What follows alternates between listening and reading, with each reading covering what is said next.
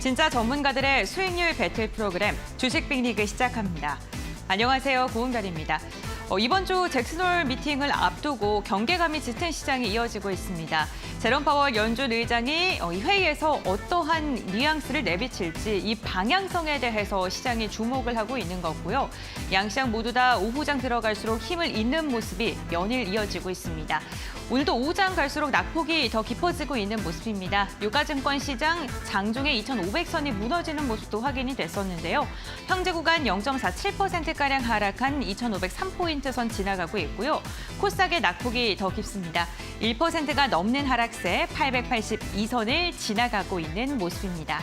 네, 수급 상황도 함께 확인해 보겠습니다. 먼저 유가증권 시장입니다. 오늘 개인의 매수세가 양시장에서 유입되고 있는 가운데 외국인과 기관의 쌍끌이 매도세가 유가증권 시장에서 포착되고 있습니다. 대형주를 중심으로 해서 외국인과 기관 메이저 수급의 이탈이 나오고 있는 상황이고요. 다만 외국인의 매도세가 거세진 않습니다. 어제 이어서 오늘도 소폭의 물량만 던지고 있는 모습입니다. 다음으로는 코스닥 매매 동향도 함께 확인해 보겠습니다.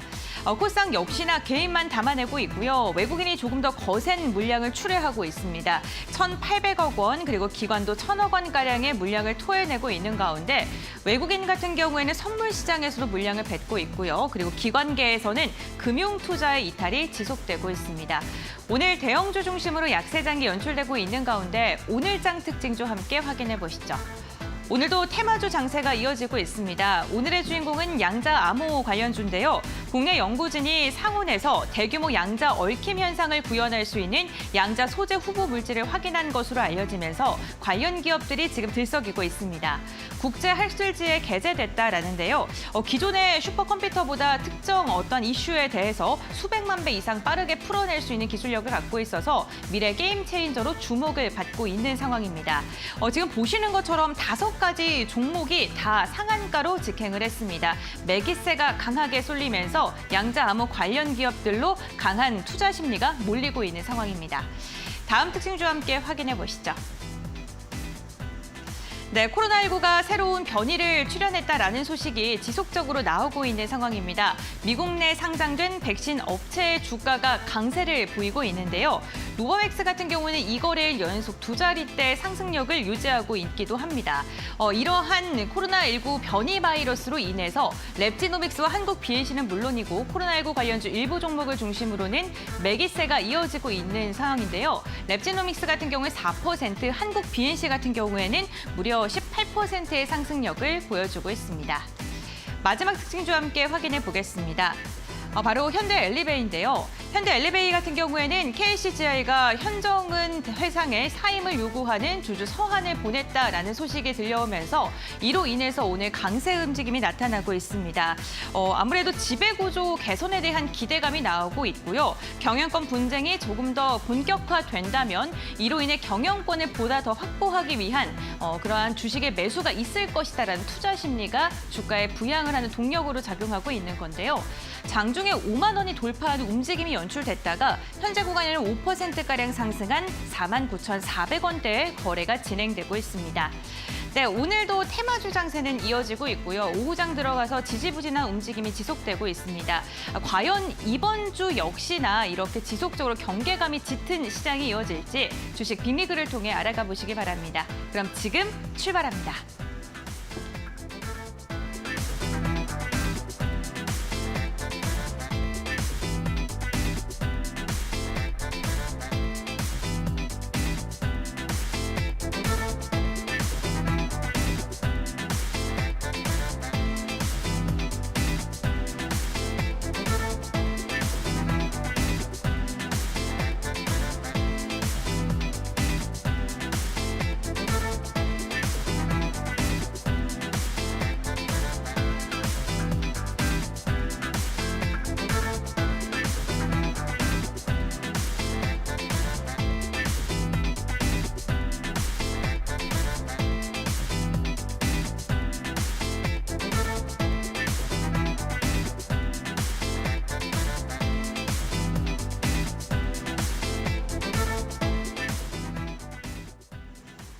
네, 주식빅리그 리그 핫이슈 시간부터 이어가 보겠습니다. 오늘 이 시간 이스토리의 유창희 본부장 함께합니다.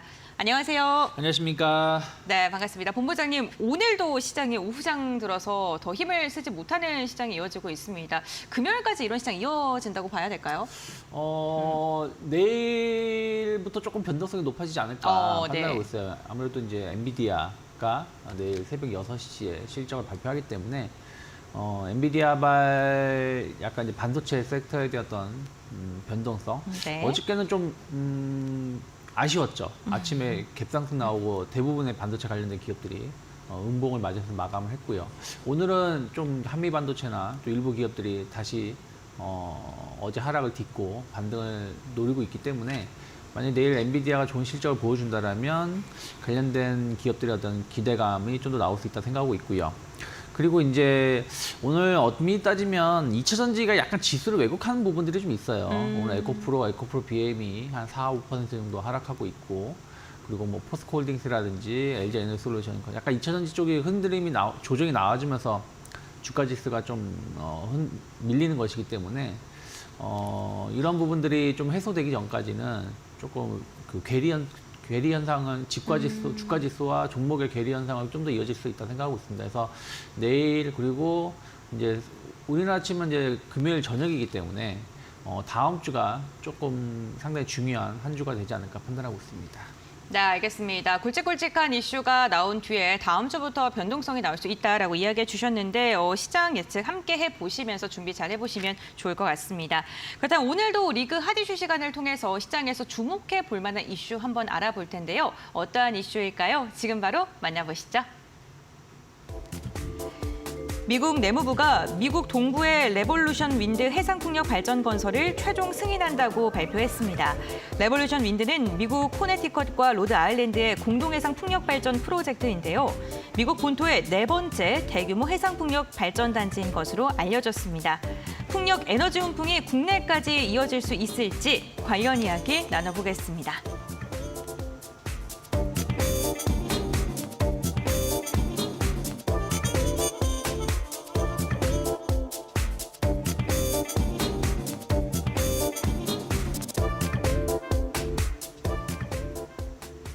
네, 미국발 해상풍력 훈풍이 국내까지 이어질지 한번 체크를 해보겠습니다. 조 바이든 미국 대통령이 2030년까지 해상풍력의 연간 발전량을 30기가와트시까지 늘리겠다라고 이야기하면서 지속적으로 지금 승인을 내주고 있는 상황인데요.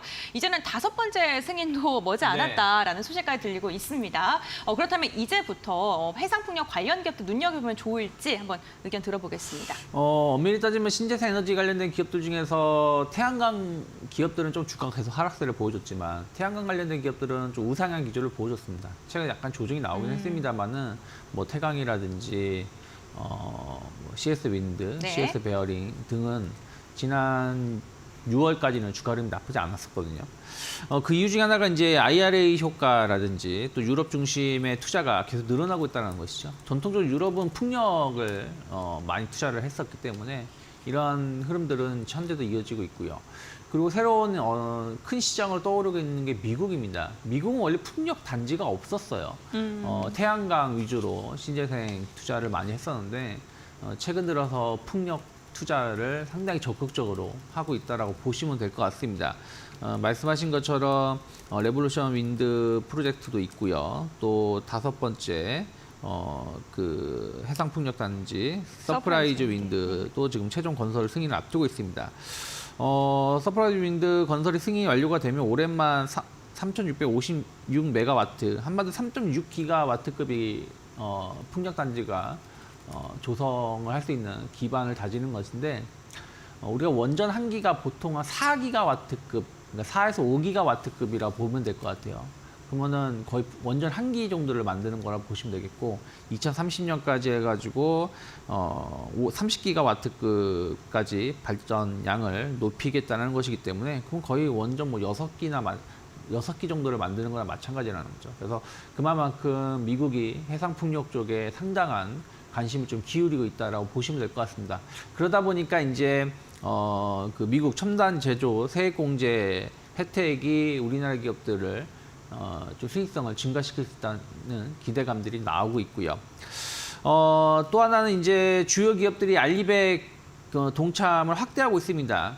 그러면 신재생 에너지 시장은 계속해서 성장할 수밖에 없는데 알리백이랑 최근에도 보면은 유럽이 주요 수입품에 대해서 탄소세를 좀 더 부과하겠다. 그러니까 환경을 얼마나 덜 악화시키는지 여부를 계속 체크한다고 했거든요. 그러면은 기업들이 알리백을 좀 더 확대할 수밖에 없고, 그러면 발전 같은 경우 전기를 가장 많이 쓰기 때문에 이런 부분들이 태양광이든 풍력이든 신재생 에너지 쪽으로 투자를 확대할 수밖에 없다는 부분들 계속해서 주목해 볼 만하지 않을까 판단하고 있습니다. 네, 알겠습니다. 미국과 유럽으로 인해서 시장이 지속적으로 성장할 것이다. 그 성장 가능성으로 인해서 종목들도 눈여겨볼 만하다라고 이야기해 주셨는데 근데 종목 선별을 잘해야 될 것 같습니다. CS 윈드 같은 경우에는 지금 7월부터 꾸준하게 하락을 하고 네. 있는 반면에 앞서 말씀해 주신 태움 같은 경우에는 최근에도 50일 신고가를 또 돌파하는 네. 움직임이 나왔거든요. 종목 선별이 어느 때보다 중요할 것 같은데 그럼 어떠한 종목들 눈여겨보고 계십니까? 저는 SK 오션 플랜트가 최근에 좀 시장에서 주목을 받고 있다라고 네. 보고 있어요. SK 오션 플랜트는 이제 해상 풍력에 상당히 강점을 가지고 있습니다.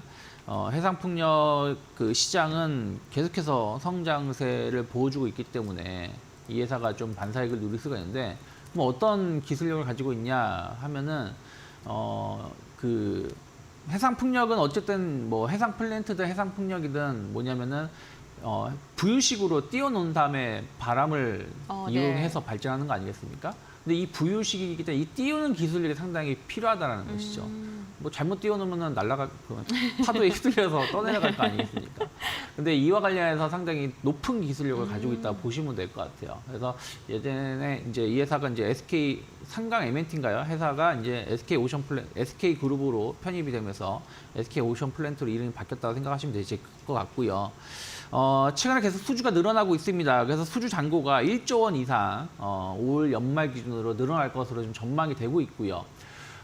수주 잔고만 늘어나면 의미가 없죠. 왜냐하면 매출을 빨리빨리 반영을 해줘야지 되니까요. 그래서 지금 공장을 계속해서 짓고 있습니다. 국내에도 공장을 짓고 있고 베트남이라든지 이쪽에도 공장을 짓고 있습니다. 그래서 내년 정도가 되면 신공장 효과가 조금씩 가동이 되기 때문에 매출에 반영이 될 거라고 좀 전망이 되고 있고요.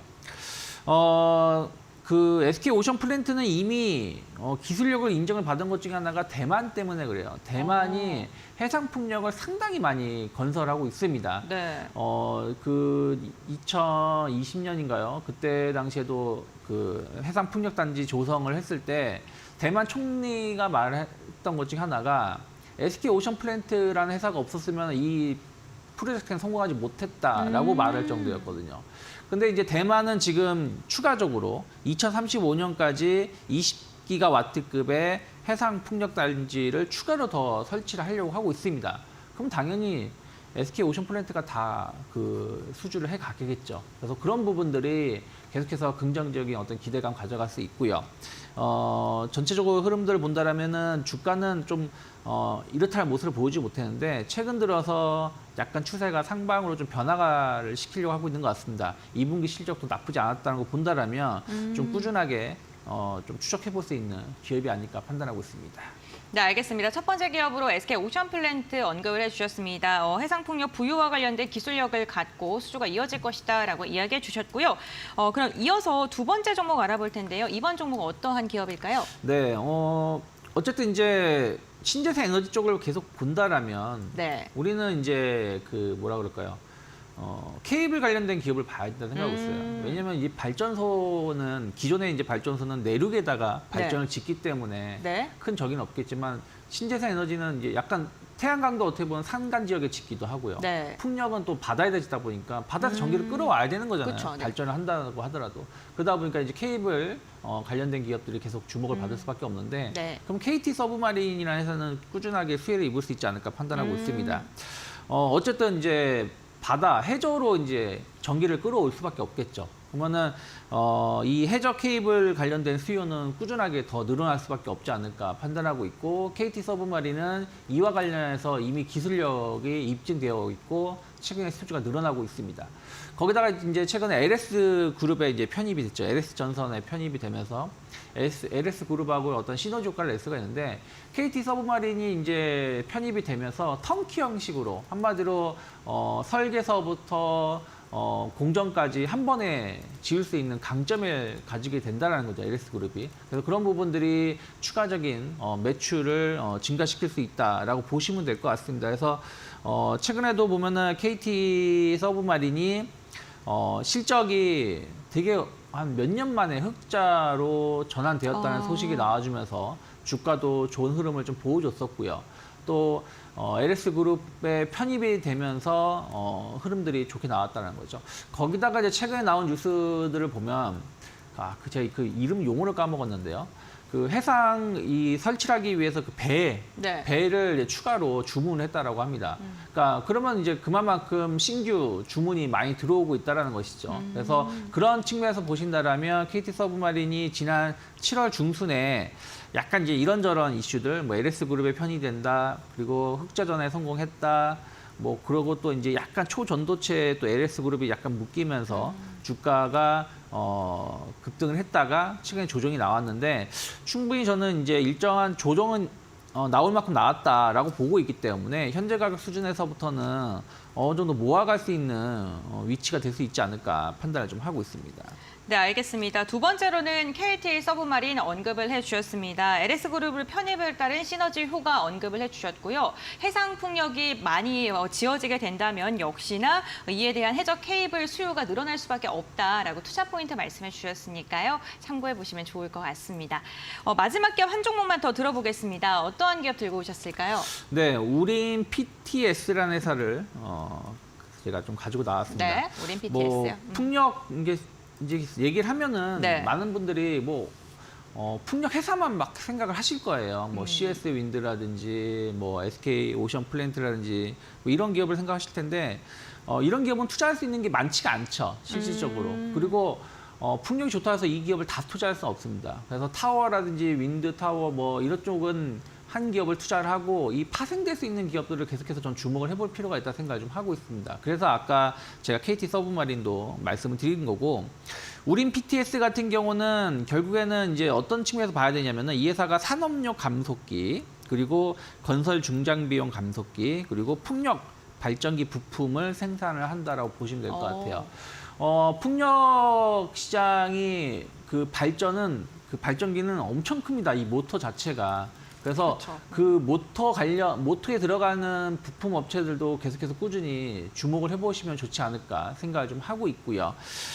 일단은 뭐 국내 풍력 단지 투자가 계속 늘어나게 된다라면은 풍력 발전기 수요는 같이 늘어날 수밖에 없다. 다만 이제 이 회사가 뭐 글로벌로 막 수출이 막 급증간다라고 보시면 안 될 것 같습니다. 왜냐면 그건 GE라든지 이런 쪽에서 대부분 아마 수주를 할 거겠지만, 국내에서 풍력단지가 계속 조성이 이루어지고 있고, 또 국내에도 지금 해상풍력으로 계속 정책 지원이 있기 때문에, 그러면 아무래도 부품 관련해서는 국내 제품을 써야 되는 부분들이 좀 있습니다. 그래서 그런 거에 대한 어떤 기대감들을 꾸준히 가져갈 수 있지 않을까 싶어서 제가 가지고 나온 거고요.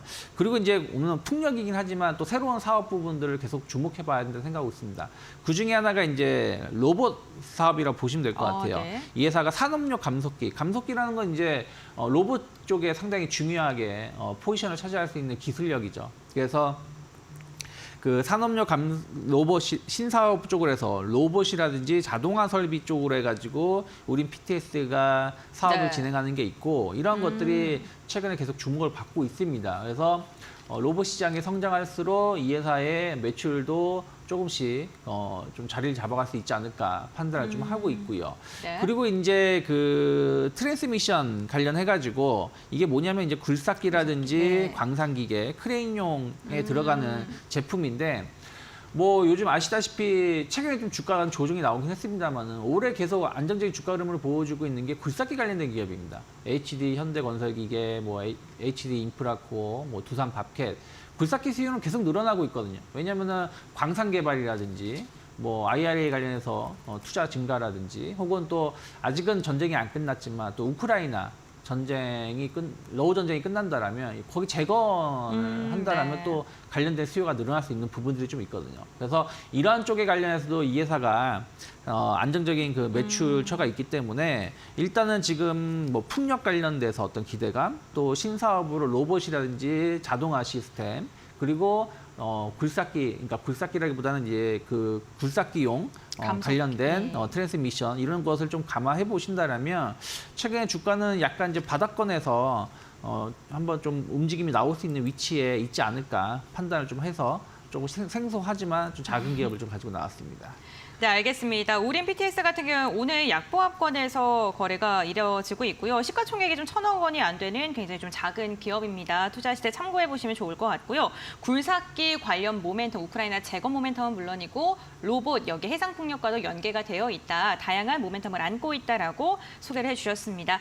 오늘 전문가님과 함께 해상풍력과 관련된 이야기 나눠봤는데요. 투자 판단의 참고 자료입니다. 투자에 대한 선택 시청자에게 있다는 점, 신중한 투자해 주셔야 된다는 점, 당부의 말씀 먼저 전해드리겠습니다. 오늘 도움 말씀 주신 유창희 본부장관은 여기서 마무리하겠습니다. 오늘 말씀 감사드립니다. 고맙습니다.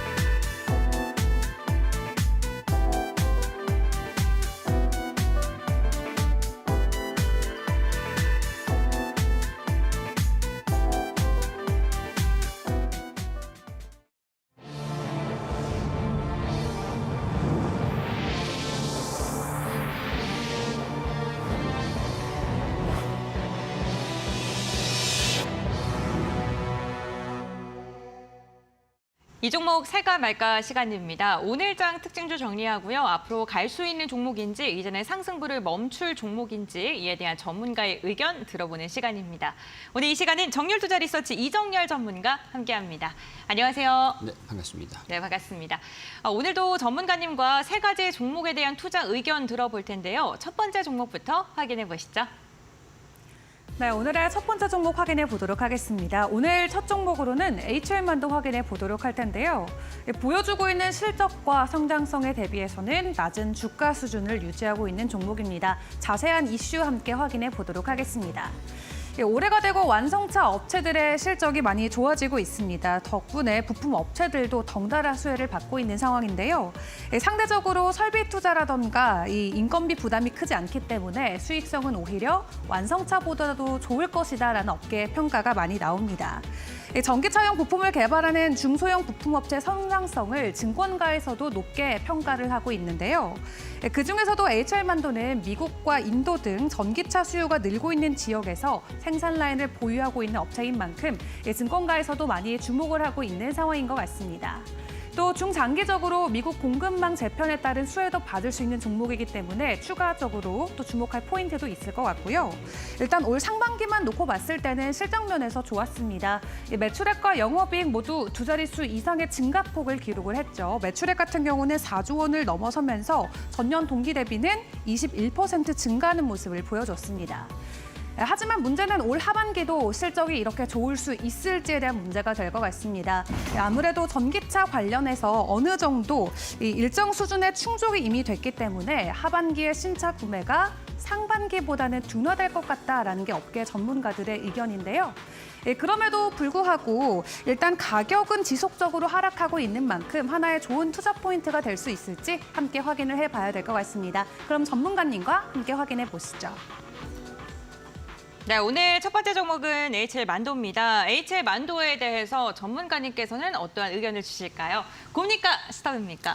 일단은 저는 이 기업 고 의견 말씀드리고 싶습니다. 네. 일단은 고 의견을 말씀드리는 이유들을 딱 한마디로 말씀드리면 더 이상 빠지진 않을 것 같다라고 말씀을 드릴 수 있을 것 같은데 네. 일단 우선 우리 차트를 보면서 먼저 좀 설명을 좀 드리고 싶어요. 그동안 이제 실적이 잘 나오는데 성장하지 못했던 주가가 상승을 하지 못했던 이유들을 봤을 때는 우리 수급적인 부분들도 약간 차지를 하고 있었던 상황이었고 그만큼 기업에 대한 가치가 외형에 대한 가치를 주가에 반영시키지 못했던 이유들을 보면은 뭐 지배 구조에 대한 영향들도 좀 있겠지만 일단은 과거에 우리 89,000원까지 주가가 좀 올라가고 난 다음에 기관에서의 매도세 그리고 지금 바닥권을 형성을 하면서 주가가 더 이상 빠지지는 않을 것 같다라고 볼 수 있기 때문에 저는 그 의견을 말씀을 드리고 그렇다고 지금 당장 비중 확대를 말씀을 드리기에는 상당히 좀 모호한 부분들이 좀 있기 때문에 거기에 대한 부분들을 중심으로 좀 말씀을 드리려고 합니다. 자, 우선 우리 지배구조를 좀 봤을 때 한라홀딩스를 포함해서 우리 정몽원 회장도 있고 결국에 이 기업을 지배를 하고 있는 그 정점, 지배구조의 정점은 정몽원 회장이 있다라고 할 수 있을 것 같은데 약간 이런 측면에서 기관에서 지금 수급적으로도 이제 매도를 계속 유지를 하고 있었던 그 이유가 바로 이제 ESG 경영이라든가 뭐 이제 자회사에 대한 그런 이슈들 그런 것들로 인해서 주가가 반영되지 못하고 있는 그런 상태라고 할 수 있을 것 같습니다. 일단 실적도 뭐 말씀을 드리면은 실적은 좀 잘 나오는 그런 상태입니다. 뭐 2분기 같은 경우도 영업이익이 770억을 기록을 하면서 뭐 최대치를 계속 경신해 나가고 있는 상태이고요. 모멘텀도 계속 유지가 좀 되고 있는 상태다 보니까 하반기도 그렇고 이제 내년, 내후년도도 기대가 되는 그런 상태라고 할 수 있을 것 같습니다. 그렇기 때문에 성장성은 완전히 뭐 줄어들지는 않고 있는 상태고 유지가 될 거다. 그리고 하반기에도 실적을 한번 기대를 해볼 수 있는 모멘텀들이 있거든요.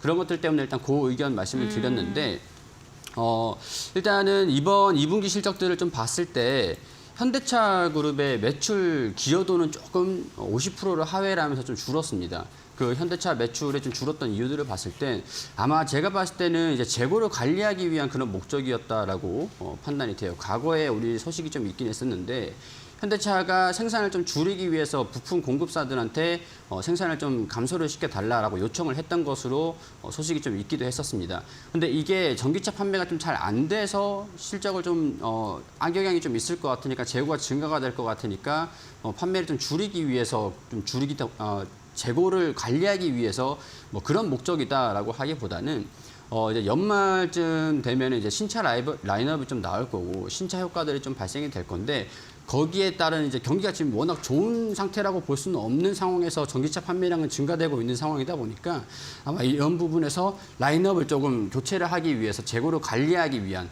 그러니까 판매가 좀 어려울 것 같으니까 재고를 줄이겠다, 뭐 관리를 하겠다라는 목적이 아니라 라인업을 변경을 하기 위한 재고를 관리를 하겠다라는 그런 목적이었다고 봅니다. 그렇기 때문에 2분기에서 현대차 매출 기여도가 50% 정도가 하회했던 이유들은 뭐 재고를 관리하기 목적이었다, 뭐 그렇게 설명을 좀 드릴 수 있을 것 같고요.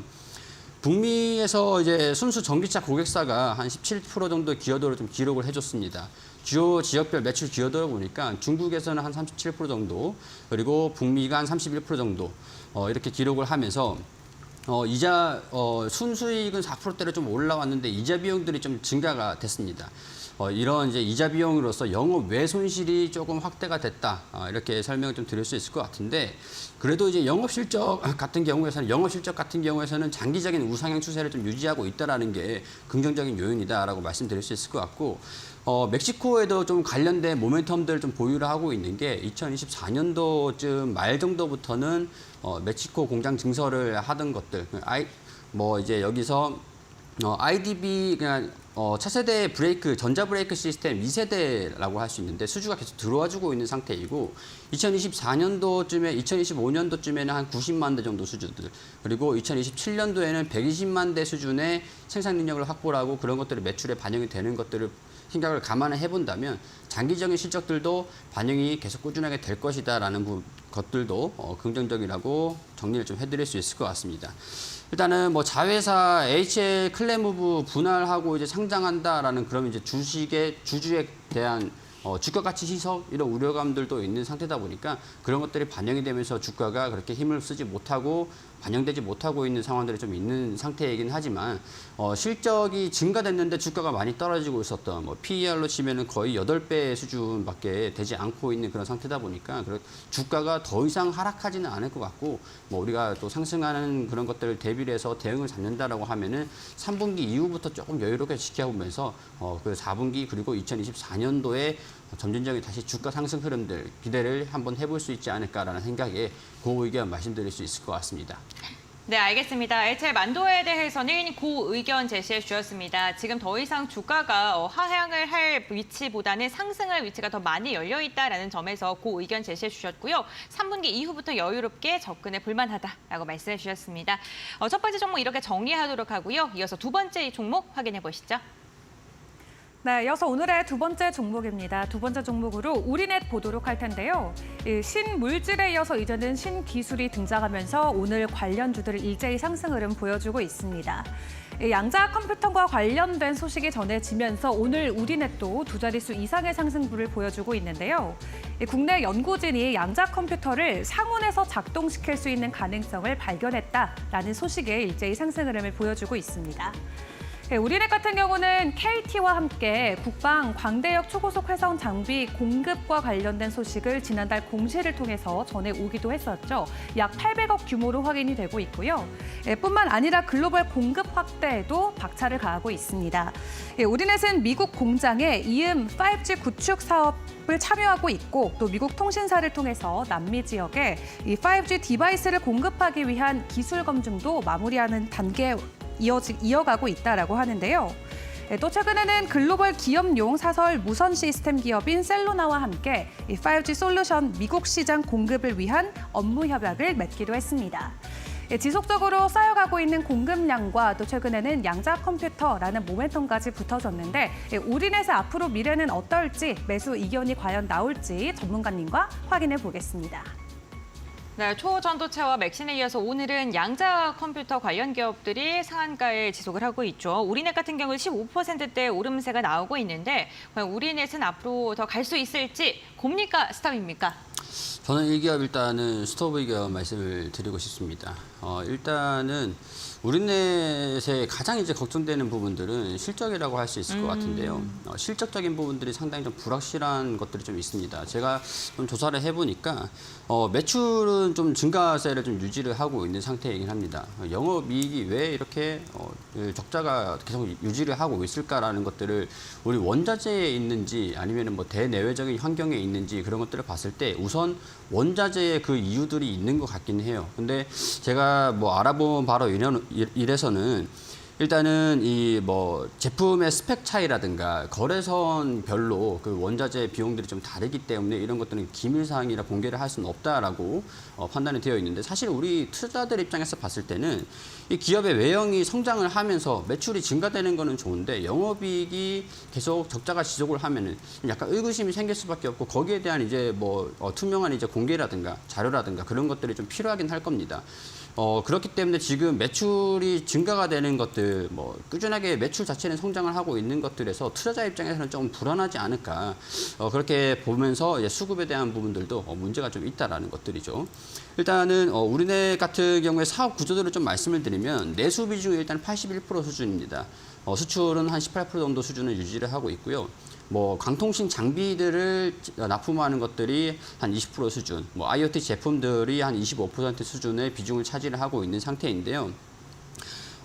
양자 컴퓨터가 최근에 이제 상온에서 작동할 수 있는 가능성들에 대해서 이 발견이 됐다라고 기술적인 부분들이 발견이 됐다라고 소식이 좀 있기도 했습니다. 거기에 따라서 오늘 주가가 15% 정도 상승을 하고 있는 상태이기도 하고 한 23% 정도 고가까지 터치를 하고 조정을 받고 있는 상태이긴 한데 여기에서 이제 기술이 실험적으로 증명이 됐다라는 거지 상용화가 될 수 있다라는 것들은 아닙니다. 근데 사실 우리넷이 상용화를 시킬 수 있는 부분에서 좀 넌센스가 있다라고 말씀을 드릴 수 있을 것 같고 이런 기술로 인해서 이 기업이 실적이 적자가 나오고 있는 것들이 흑자로 전환될 수 있겠냐라는 것들은 우리가 투자자 입장에서는 조금 해소시킬 수 없는 그런 부분이기도 할 겁니다. 그렇기 때문에 오늘 주가가 상승한 것들은 다소 이제 테마적인 부분들로 주가가 좀 올라갔었던 상태인 것 같고 고점 부분들을 봤을 때 한 10,000원 정도 부분에서 차익 실현 흐름들이 좀 나오고 있는데 여기를 돌파를 하기에는 다소 무리가 좀 있지 않을까라는 생각 때문에 저는 이쯤에서 이제 조정을 염두를 해두고 조금 이제 손실을 좀 보고 계신 약손실까지는 손실이 좀 줄어들었다라고 하신다면 어느 정도 차익 실현을 하신 다음에 하단에서 다시 주가를 저가 매수를 하는 그런 전략으로 해서 평균 단가를 좀 조절하는 기회를 좀 삼아보시면 어떨까 그런 생각들이 좀 들기 때문에 일단은 저는 이제 저점은 바닥은 일단은 확인되고 있는 게 8,000원 부근들 그리고 고점은 한 10,000원 정도 부근들 지금 가까이 와 있는 상태이기 때문에 저는 스톱 의견 드리고요 추후에 대응에 대한 그런 방식을 좀 더 염두를 해두자라는 의견에서 스톱 의견 말씀드릴 수 있을 것 같습니다. 네, 알겠습니다. 우리넷 같은 경우 실적에 대한 우려감 언급을 해주셨고요. 스탑 의견 제시해 주셨습니다. 양자콤 모멘텀으로 오늘 움직이고 있습니다만 8,000원대 바닥 구간 확인하면서 접근해 보시는 게 좋겠다라고 이야기해 주셨네요. 두 번째 종목에 대한 투자 의견 들어봤고요. 마지막 세 번째 종목 확인해 보시죠. 네, 오늘의 마지막 종목입니다. 오늘의 마지막 종목으로 제일테크노스 함께 보도록 하겠습니다. 앞으로 데크플레이트와 관련해서 수요 전망이 긍정적으로 나왔습니다. 건축자재와 조선용 강제업체인 제일테크노스가 주력 판매 제품의 판매 호조로 올해 사상 최대 실적을 기록할 것이다라는 증권사의 긍정적인 전망치들이 나오고 있는 상황입니다. 또 여기에 신규 공장의 증설과 제품 가격 인상에 힘입어서 실적 면에서는 확실히 놀라운 한 해를 보여줄 것이다라는 전망치가 나오고 있는데요. 2분기에 매출을 놓고 봤을 때는 매출액은 680억 원으로 전년 대비는 27% 증가했고요. 영업이익은 113억 원대로 전년 대비는 82% 증가하는 수치를 보여줬습니다. 튼튼한 수주 잔고와 함께 최근에 건물들이 지속적으로 고층화가 되고 있고 대형화가 되고 있는 흐름에 따라서 이 주요 제품인 데크플레이트의 수요가 크게 확대될 것이다라는 게 업계 의견입니다. 또 아파트 같은 경우도 앞으로는 기둥식 구조가 활성화될 가능성이 있는데 그렇게 된다면 제일테크노스의 이 주력 제품인 데크플레이트의 적용 확대처도 크게 늘어날 것이다라는 전망이 동시에 나오고 있죠. 올해 상반기의 매출 비중을 놓고 봤을 때 조선 쪽보다도 건축 부분이 월등히 높았습니다. 70%의 비율을 차지해줬는데 일단 주력 제품의 수혜 전망이 이어지고 있는 만큼 긍정적인 의견도 따라올지 전문가님과 함께 확인해 보시죠. 네, 마지막 기업은 제일테크노스입니다. 과연 제일테크노스에 대해서 이정효 전문가는 어떠한 의견을 주실까요? 고일까요? 스탑일까요? 네, 저는 그 의견 말씀을 드리겠습니다. 일단은 너무 좋은 기업이에요. 저도 투자를 네. 하고 싶을 만큼의 네. 그런 기업이기 때문에 가지고 계시는 분들은 아마 좀 오랫동안 가지고 계신 장기 투자자분들이 좀 많으실 거라고 생각을 합니다. 근데 모멘텀 자체가 마르지 않고 있는 상태고 저는 이제 2024년도, 2025년도까지도 계속 장기 투자가 가능하다는 그런 생각이 좀 들기 때문에 그 의견을 말씀을 드리는 것들이거든요. 일단은 사용 데크 플라이트 같은 경우는 우리 공사를 할 때 옛날에는 나무 플라이트였는데 이거를 데크 플라이트로 바꾸면서 우리 롯데월드 타워에도 이 기업이 납품을 한 그런 네, 기업입니다. 기술력이 좋군요. 네, 네. 기술력 같은 경우는 이제 보증이 되어 있는 그런 우량한 좋은 기업이다라고 말씀을 좀 드릴 수 있을 것 같은데. 건축용 자재인 데크플라이트가 건축 부분에서는 한 이제 매출 비중이 한 70% 정도를 차지를 하고 있고 철판이라든가 스틸 커팅 이런 조선 부분에서 매출이 발생이 되는 것들은 한 26% 정도가 되고 있는데 이 데크플라이트하고 LSC 공법이 접목되어 있는 그런 기술을 가지고 있는 게 이 기업이 거의 유일하다 이렇게 말씀을 좀 드릴 수 있을 것 같아요. 과거에 우리 연간 이익들을 좀 봤을 때는 그렇게 크게 긍정적인 요인들은 없었거든요. 영업이익이 마이너스 25억 원 적자를 좀 기록했었던 상황들도 있었고 한 영업이익이 7억 원 정도. 근데 2022년도부터 194억으로 갑자기 점프를 해버립니다. 그 이유들을 말씀을 드리면 일단 과거에는 원자재에 대한 그런 수익성이 조금 원가 부담이 조금 있었습니다. 수주가 계속 증가가 되고는 있었지만 원가 부담이 좀 있으면서 영업이익이 개선이 되지 못하고 계속 딜레이가 좀 됐었던 그런 상황들이 좀 있었거든요. 이게 주요 이제 수익성 악화의 주된 원인이 원가 부담이 있었는데 이제 2021년 이후에 한 2022년도부터 이렇게 주가가 뛰어 올라갔던 그 수혜를 직접적으로 받았던 이유가 중대재해처벌법에 대한 그런 것들의 수혜를 누리면서 사용처도 넓어지고 공급처도 많아지고 매출 그리고 영업이익도 대폭 증가되는 실적을 기록을 하고 지금도 그 수혜가 이어지고 있는 상태라고 할 수가 있겠죠. 일단은 지금 어느 정도 수혜냐 이런 것들을 좀 보니까 건설 부분에서 매출 비중이 한 70%를 차지하고 있는 상태잖아요. 그렇기 때문에 이 데크 부분에서 1공장의 평균 가동률을 제가 조사를 해보니까 높으면 한 95% 수준, 그리고 평균적으로 한 90% 수준을 좀 유지를 하고 있는 상태입니다. 공장을 가동을 하고 있다는 것들을 보면은 90% 유지를 하고 있다는 거는 수주잔고가 이제 소화를 무난하게 시키면서 계속 유지를 하고 있다라고 평가를 할 수가 있겠죠. 그렇기 때문에 저는 공장 가동이 계속 90% 수준을 유지하고 있다는 점에서 실적적인 부분에서도 크게 걱정할 필요는 없을 것 같다는 말씀을 좀 드릴 수 있을 것 같고요. 일단은 뭐 조선 부분에서의 가동률 이런 것들을 좀 제가 조사를 해보니까 일단 조선 부분이 뭐 매출 비중 20%여서 일단 뭐 첫 번째 여기 주작업이랑 부작업이 이제 좀 나눠서 작업이 좀 이루어지는 상태다 보니까 가동률을 산정하기가 좀 모호한 상태라 뭐 수주잔고가 어떻게 되는지 이게 프로젝트가 좀 어떻게 진행되고 있는지 그런 것들을 확인할 수는 좀 없었습니다.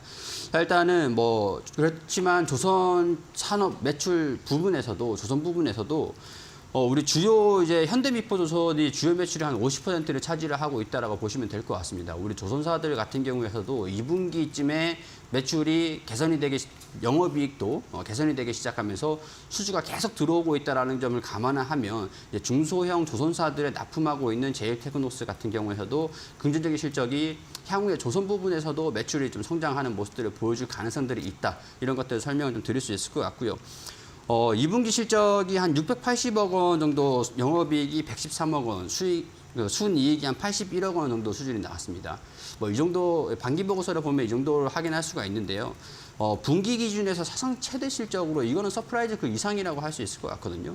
그렇기 때문에 뭐 1, 2분기 합산해서 지금 영업이익이 187억 원 정도 수준이 나왔다라고 할 수 있고 187억 원 정도 수준이라고 하면은 이미 작년에 영업이익을 조금 거의 뭐 90% 그 이상으로 다가선 그런 수준이라고 할 수 있을 것 같아요. 그렇기 때문에 3분기, 4분기 실적들이 계속 성장하는 모습들을 보여준다고 하면은 지금은 주가가 너무 싸다. 그렇게 평가를 할 수 있는 상태라고 할 수 있을 것 같습니다. 우리 2020년도부터 이제 2021년도 건설 부분에 이제 수주 잔고가 1,387억 원 정도 수준을 유지를 하고 있거든요. 이런 이제 수주가 유지가 되면서 원전 쪽에도 이제 90% 과거에 뭐 신고리 원전이라든가 신울지 원전이라든가 신한울 원전 이런 굵직한 원전 참여도 한 기업이기 때문에 추후에 폴란드 원전이라든가 뭐 SMR이라든가 그런 부분에서도 수주 잔고가 더 증가될 수 있다라는 것들 차트를 봤을 때도 수주 잔고가 계속 증가되면서 꾸준하게 우상향을 했다라는 것들 그런 것들을 감안해 해보면 저는 2024년도 5년도까지도 계속 가지고 계셔야 되는 그런 기업이 아닌가 그런 생각들이 들어서 저는 강력하게 그 의견을 말씀을 드리고 싶습니다. 네, 알겠습니다. 제일테크노스 같은 경우는 중장기적으로 끌고 가도 좋은 기업이다. 실적과 미래 성장성을 동시에 갖고 있다. 강력한 그 의견 제시해 주셨습니다. 네, 이렇게 세 가지 종목에 대한 투자 포인트 들어봤는데요. 다시 한번 정리하고 돌아오겠습니다.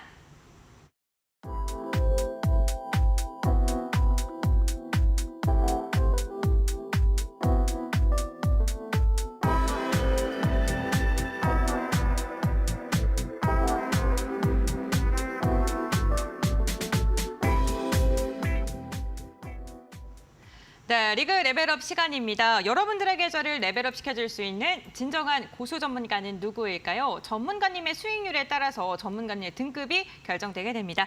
오늘 이정열 전문가와 함께하고 있습니다. 과연 이정열 전문가께서는 오늘 어떤 종목 들고 오셨을까요?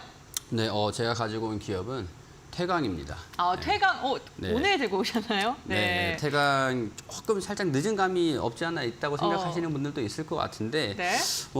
향후의 성장성들 그런 것들을 감안해 봤을 때 우리 영업이익이라든가 매출액이라든가 그런 것들은 꾸준히 성장을 하는 것들이잖아요. 그렇기 때문에 지금 2분기 실적이 또 거의 나와주고 있는 상태에서 이 기업이 조금 더 추가 상승 모멘텀들이 좀 있을까에 대한 그런 것들을 판단을 해보면 지금 크게 비싼 상태는 아니다라는 것들 그런 것들을 우선으로 좀 말씀을 드리고 싶어서 태강이라는 기업을 가지고 왔습니다. 일단 이 기업에 대한 산업 부분들을 좀 말씀을 드리면 특수 분야에서는 각종 이제 배관 자재라든가 관음세류 이런 것들을 제조하는 플랜트용 기자재가 한 87% 매출 비중을 차지를 하고 있고요. 그리고 2차전지 기자재도 한 12% 자회사를 통해서 매출 연결 실적으로 반영되고 있는 그런 상태입니다. 일단 이 감 이음새라든가 배관 자재 같은 경우에는 산업적인 국내 시장이 형성되고 있는 게 크게 세 가지라고 할 수 있을 것 같은데 첫 번째는 이제 원자력 수력 그리고 화력 발전 산업 분야라고 할 수 있을 것 같고요. 둘째는 이제 석유화학이라든가 중화학 산업 분야라고 할 수 있을 것 같고 그리고 셋째는 조선 분야라고 할 수 있을 것 같습니다.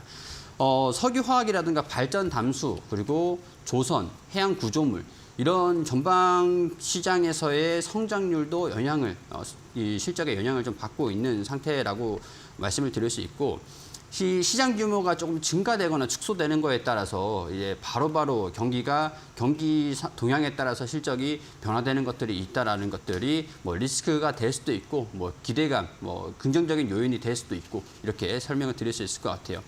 일단은 주요 납품처들을 말씀을 좀 드리면 아마 감이 좀 오실 것 같은데 대우조선해양이라든가 현대중공업 그리고 두산에너빌리티, 대림산업, 삼성중공업이라든가 GS건설 쪽 그리고 엔지니어링 쪽인 삼성엔지니어링 그리고 현대건설, SK건설들 이런 국내 주요 거래처를 가지고 있는 상태이고 이외에도 이제 미주라든가 유럽이라든가 그리고 중동 쪽 특히 중동 쪽 같은 경우 해외 시장 공급을 좀 확대하고 있다는 점도 향후 실적의 긍정적인 모멘텀이기도 합니다. 최근에 보면은 우리 환경 문제라든가 셰일가스라든가 오일 개발로 인해서 LNG에 대한 수요도 계속 증가되고 있습니다. 에너지에 대한 관심이 증가되고 있는 상태에서 유럽 같은 경우에는 지금 천연가스를 내년을 이제 대비를 하면서 캐파를 계속 증가시키고 있는 상태에서 국내 조선 업종들의 그런 수혜를 계속 이어가고 있는 상태이기도 하죠. 그런 이제 수출 관련된 이제 플랜트 쪽 산업을 보면은 네. 수출 터미널이라든가 전방 산업 회복으로 계속 성장이 좀 이어지고 있는 지속이 되고 있습니다. 피팅 부분 특히 이런 영향을 좀 직접적으로 받는 피팅 밸브 이런 쪽의 산업 부분들을 좀 봤을 때는 수주가 2020년도 2,100억 원에서 2,358억 원, 38억 원 정도. 올해는 한 3,000억 원까지 수주 금액이 좀 증가될 수 있다라고 볼 수 있거든요.